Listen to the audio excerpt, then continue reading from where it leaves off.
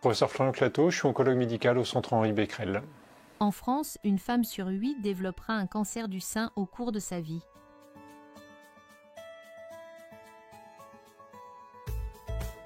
Parce qu'il est fréquent et dangereux, et qu'en revanche, plus on le découvre tôt, plus on a de chances d'en guérir, donc autant en parler.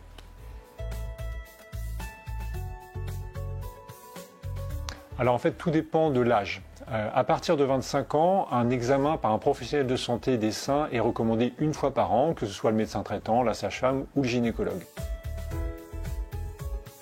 À partir de 50 ans, on rentre dans le cadre du dépistage organisé, donc entre 50 et 74 ans, il y a une indication à une mammographie bilatérale en plus de l'examen des seins. Donc la mammographie, c'est tous les 2 ans, l'examen des seins, c'est tous les ans.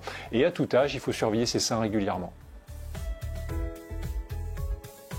Vérifiez une fois par mois qu'il n'y a pas de grosseur ou de boule dans vos seins. Faites des petits mouvements circulaires avec le bout des doigts, en appuyant bien mais sans vous faire mal. Remontez votre main au niveau des aisselles en étant très attentive à cette zone. Vérifiez qu'aucun liquide ne s'écoule de vos mamelons. Cet auto-examen est à réaliser idéalement dans les jours suivant la fin de vos règles.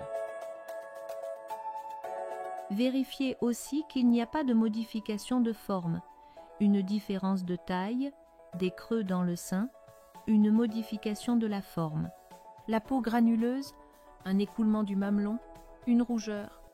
Si c'est le cas, consultez un professionnel de santé.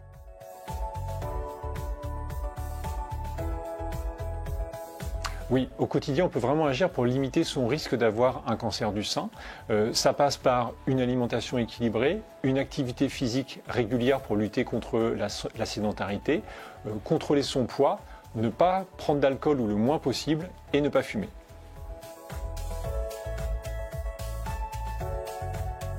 Alors la recherche avance pas à pas, jour après jour, année après année, en particulier avec des médicaments qui arrivent dans la prise en charge des cancers du sein. Mais au-delà des médicaments, il y a aussi des modifications des stratégies de prise en charge qui reposent souvent sur des nouvelles techniques d'imagerie. Et en particulier sur le centre, nous avons 2 études innovantes, une pour les cancers du sein HER2 amplifiés, l'étude Gazer qui va évaluer la réponse à un traitement premier pour savoir si la maladie a disparu avant même la chirurgie, et puis l'étude Précision qui s'adresse aux patients triple négatifs et qui va analyser un ensemble d'examens d'imagerie optimisés, là encore pour voir si le traitement premier par chimio-immunothérapie a une efficacité importante. Finalement, le cancer du sein nous concerne tous, que ce soit à titre personnel ou dans son entourage proche. Le dépistage est vraiment important car c'est ce qui permet de sauver des vies. Et la recherche est également absolument primordiale car c'est la façon de mieux traiter le cancer dans les années à venir et mieux accompagner nos patientes.